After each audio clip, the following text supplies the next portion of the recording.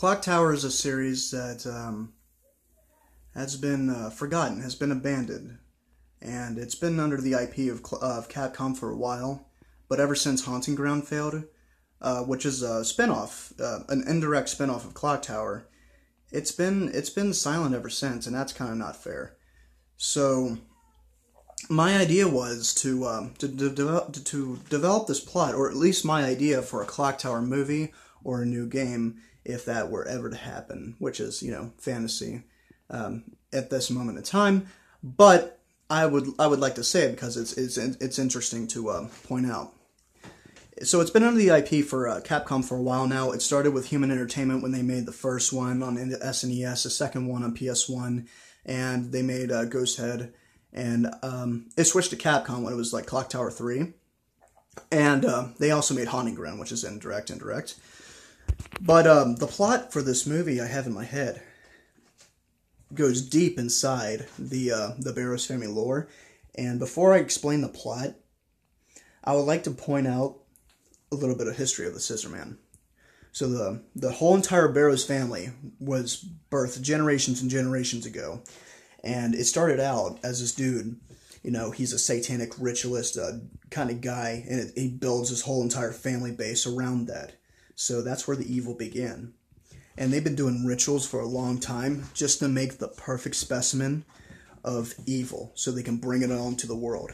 And eventually, within the 12th, 13th, 15th, 17th century, there was Quentin Barrows, and he had a son who was the original Scissorman, John Barrows. He went around killing kids with big giant things of scissors. Like, I'm talking giant. And Quentin Barrows knew about this, and he put an end to that. He's like, my child will not go around killing people. So he ended up killing his own child just to protect everybody, because I'm pretty sure it was hard to do, but he did it. And the curse, he's been labeled as a traitor ever since. And he was assassinated later on. But this evil went down, and it went quiet. Nobody in the world expected that in the 90s, 80s, there would be birthed two twin evil boys known as Bobby, and Dan Barrows, who are known to be the new Scissorman. Now, at the end of part 1 of Clock Tower, a little bit of spoilers, Bobby meets his demise, and he was the second Scissorman, and he was the most insane. He would hide. He knew that mansion back and forth, and he would taunt you. He loved killing. And when Jennifer Simpson went to came from the orphanage to the Barrows family, because, Jennifer Simpson's parents were killed by Bobby, and that's why she was brought there from the orphanage. They wanted to finish her off.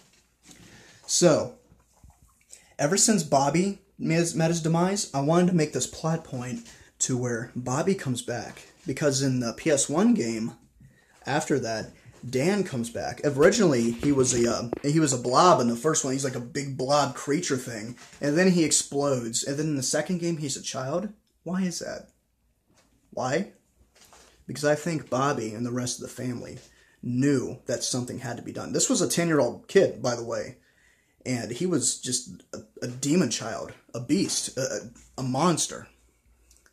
And he thought that if he were to meet his demise, trying to kill Jennifer, Dan would rise up to the equation and try to kill Jennifer.